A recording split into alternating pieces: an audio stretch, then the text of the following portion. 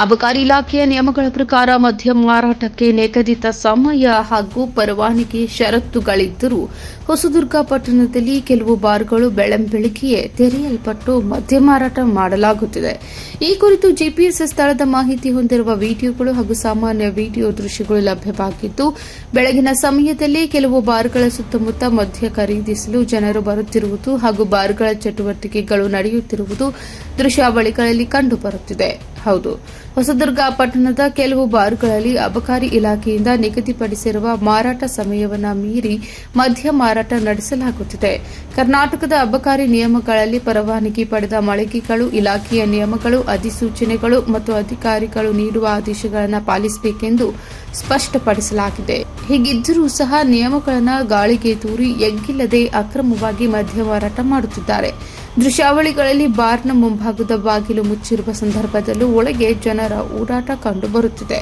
ಮುಂದೆ ಬಾಗಿಲು ಕ್ಲೋಸ್ ಆಗಿರುವ ಹಾಗೆ ಕಂಡರೂ ಹಿಂಬಾಗಿಲಲ್ಲಿ ಡೇರಿಂಗ್ ಬಿಸಿನೆಸ್ ಮಾಡ್ತಿದ್ದಾರೆ. ನಮ್ಮ ಬಳಿ ಇರುವ ಜಿಪಿಎಸ್ ವಿಡಿಯೋದಲ್ಲಿ ಸ್ಥಳದ ಮಾಹಿತಿ ಹಾಗೂ ವಿಡಿಯೋ ದಾಖಲಾದ ಸಮಯವನ್ನು ಪರಿಶೀಲಿಸಲು ಸಾಧ್ಯವಾಗುವ ಸಾಕ್ಷ್ಯಗಳಿವೆ. ಸಾಮಾನ್ಯ ವಿಡಿಯೋ ದೃಶ್ಯಗಳೊಂದಿಗೆ ಈ ಮಾಹಿತಿಯನ್ನು ಹೋಲಿಕೆ ಮಾಡಿದರೆ ಘಟನೆ ನಡೆದ ಸ್ಥಳ ಮತ್ತು ಸಮಯದ ಬಗ್ಗೆ ಅಧಿಕಾರಿಗಳಿಗೆ ಪ್ರಾಥಮಿಕ ಪರಿಶೀಲನೆ ನಡೆಸಲು ನೆರವಾಗಬಹುದು. ಹೀಗಾಗಿ ಸಂಬಂಧಪಟ್ಟ ಬಾರ್ಗಳ ಸಿಸಿಟಿವಿ ದೃಶ್ಯಾವಳಿ, ದಿನನಿತ್ಯದ ಮಾರಾಟ ದಾಖಲೆಗಳು, ಬೆಲ್ ರಸೀದಿ ವಿವರಗಳು, ಸ್ಟಾಕ್ ರಿಜಿಸ್ಟರ್ ಹಾಗೂ ಅಬಕಾರಿ ಪರವಾನಗಿ ಷರತ್ತುಗಳ ಪರಿಶೀಲನೆ ನಡೆಸಿದರೆ ನಿಜಾಂಶ ಹೊರಬರುತ್ತದೆ.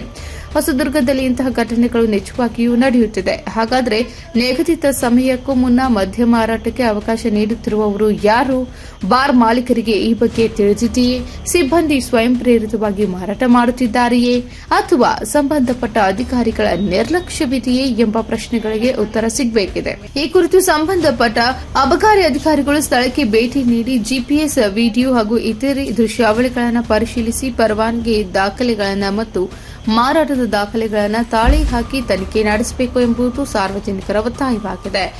ನಿಯಮ ಉಲ್ಲಂಘನೆ ಸಾಬೀತಾದಲ್ಲಿ ಸಂಬಂಧಪಟ್ಟವರ ವಿರುದ್ಧ ಕಾನೂನು ಹಾಗೂ ಅಬಕಾರಿ ನಿಯಮಗಳ ಪ್ರಕಾರ ಸೂಕ್ತ ಕ್ರಮ ಕೈಗೊಳ್ಳಬೇಕು ಎಂಬ ಆಗ್ರಹವೂ ಕೇಳಿಬರುತ್ತಿದೆ. ಒಟ್ಟಿನಲ್ಲಿ ಹೊಸದುರ್ಗದಲ್ಲಿ ಬೆಳ್ಳಂಬೆಳಗ್ಗೆಯೇ ಕೆಲವು ಬಾರ್ಗಳಲ್ಲಿ ಮದ್ಯ ಮಾರಾಟ ನಡೆಯುತ್ತಿದೆ ಎಂಬ ಆರೋಪಕ್ಕೆ ಸಂಬಂಧಿಸಿದ ವಿಡಿಯೋ ಸಾಕ್ಷಿಗಳು ಇದೀಗ ಹಲವು ಪ್ರಶ್ನೆಗಳನ್ನು ಹುಟ್ಟುಹಾಕಿವೆ. ಈ ವಿಡಿಯೋಗಳ ಸತ್ಯಾಸತ್ಯತೆ ಹಾಗೂ ಮದ್ಯ ಮಾರಾಟ ನಡೆದಿದೆಯೇ ಎಂಬುದನ್ನು ಸಂಬಂಧಪಟ್ಟ ಅಬಕಾರಿ ಇಲಾಖೆ ಅಧಿಕೃತವಾಗಿ ಪರಿಶೀಲಿಸಿ ಸ್ಪಷ್ಟಪಡಿಸಬೇಕಿದೆ.